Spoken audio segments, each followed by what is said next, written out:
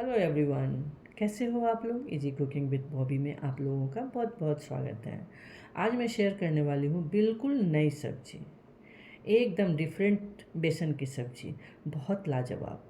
लेकिन ये नई सब्जी नहीं है, ये बहुत पुरानी सब्जी है। हमारी दादी, मेरी माँ, ये लोग बनाया करते थे, पर इन दिनों हम लोग नहीं बनाते हैं। तो हमने बहुत कोशिश करके और इस सब्ज़ी को बनाया है और बहुत लाजवाब बनी है। खाने में तो बहुत टेस्टी लगती है। तो आइए देखते हैं इसे कैसे बनाना है। तो यहाँ हमने 2 लोगों के लिए ही बनाया है, तो इसलिए हमने लिया है पौना कप बेसन। साथ में डाल दिया है 1 छोटी चम्मच नमक स्वाद के हिसाब से, छोटी चम्मच हल्दी, लाल मिर्च पाउडर, और एक चीज़ हमने डाला है स्पेशली यहाँ पर बेकिंग सोडा 1 पिंच, और 1 छोटी चम्मच हमने सरसों का तेल डालकर थोड़ा थोड़ा पानी डालकर अच्छा सा डो लगा लिया, एकदम सख्त सा डो। क्योंकि आप सभी को पता है कि बेसन बहुत ज़्यादा पानी ऑब्जर्व नहीं करता, इसलिए ध्यान से थोड़ा थोड़ा पानी डालकर इसे डो लगाना है।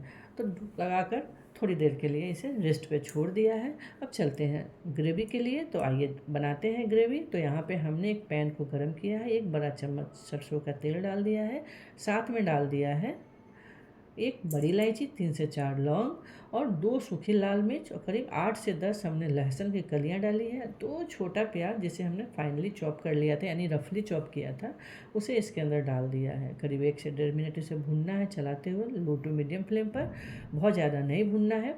और तब इसके अंदर जाएगा पॉपी सीड्स, यानी कि पोस्ता दाना, लगभग 1.5 चम्मच। पॉपी सीड से ना ग्रेवी हमारा बहुत क्रीमी बनता है और टेस्ट भी बहुत अमेजिंग आता है। तो ये लगभग 1 मिनट भूनने के बाद इसको ग्राइंडिंग जार में ट्रांसफ़र कर देते हैं, क्योंकि बहुत ज़्यादा कलर चेंज होने तक नहीं भूनना है। जब तक ये हमारा प्याज और पोस्ता दाना ठंडा हो रहा है, तब तक चलिए बेसन की बॉल्स बना लेते हैं। तो ये जो हमने बेसन को करीब 5 मिनट के लिए रेस्ट पर छोड़ दिया है, थोड़ा सा हाथ में तेल लगाकर एक बारी और इसे मिक्स कर लेना है, और छोटे छोटे बॉल्स तोड़ के उसका लंबा सा स्टिक बना लेना है। जैसे बेसन की मुठिया बना के हम लोग जब बेसन की जो सब्ज़ी बनाते हैं ना, जस्ट उसी तरह से, लेकिन यहाँ पे प्रोसेस थोड़ा सा चेंज हो जाएगा। इसे पानी के अंदर नहीं डालना है, नहीं बॉईल करना है, बस उस स्टिक में से जो हमने लंबा सा बनाया, थोड़ा सा हाथ से दबा दिया है, और उसे छोटे छोटे एकदम काबुली चना के साइज का बॉल्स बनाने हैं। हाथ पे अच्छे से गोल गोल घुमाते हुए आप आसानी से इस बॉल्स को बना लेंगे। आप देख रहे हैं ना कितना जल्दी ये सारे बॉल्स बनकर तैयार हो गए हैं। अब इन सारे बॉल्स को हमें फ्राई करना है। तो देखा आपने, नज़दीक से दिखाऊं, देखिए, है ना, बहुत लाजवाब दिख रहा है देखने में। तो चलिए इसे फ्राई करते हैं।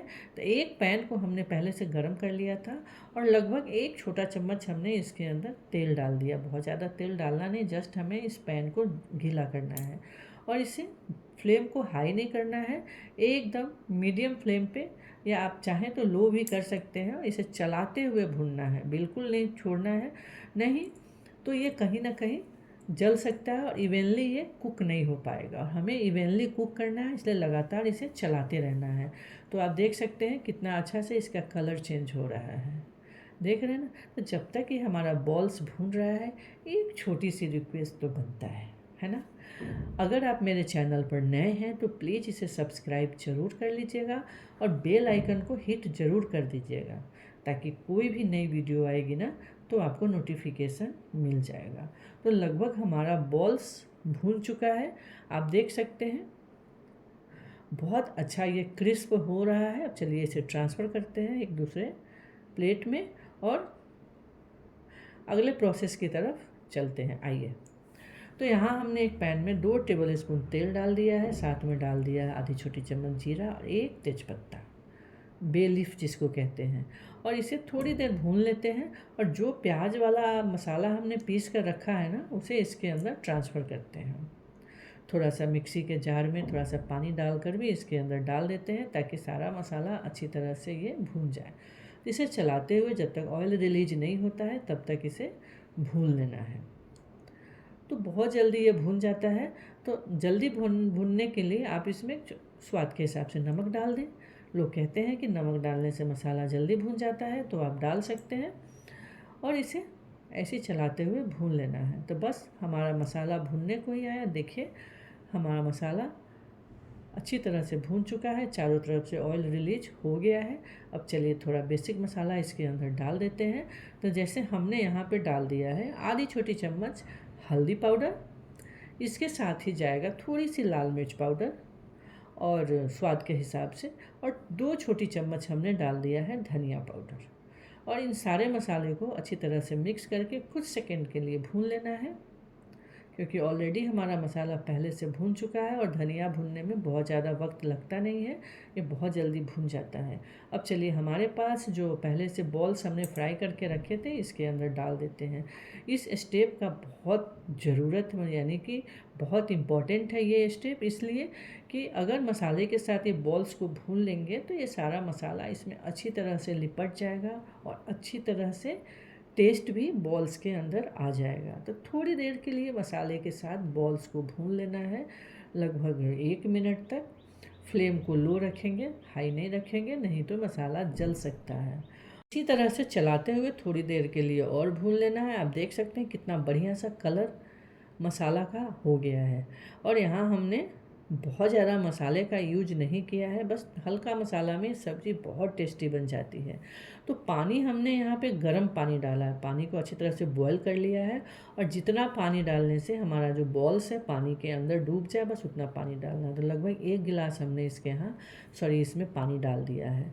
और एक बॉयल आ जाता है, फिर ढक्कन लगाकर लो फ्लेम पर लगभग 10 मिनट के लिए इसे कुक करना है, ताकि हमारा जो बेसन का बॉल्स है अच्छी तरह से सॉफ्ट हो जाए।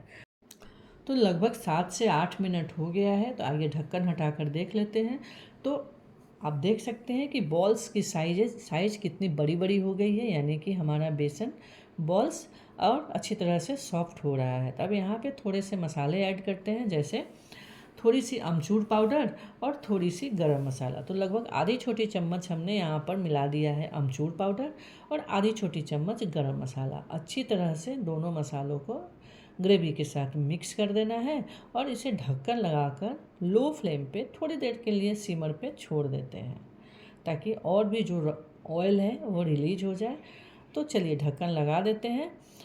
एक छोटी सी रिक्वेस्ट, अगर वीडियो पसंद आती है तो प्लीज़ अपने दोस्तों के संग शेयर ज़रूर कीजिएगा और कमेंट करना बिल्कुल नहीं भूलिएगा। बातों ही बातों में हमारी सब्जी हो गई तैयार। अब बारी आती है सब्जी को सर्व करने की।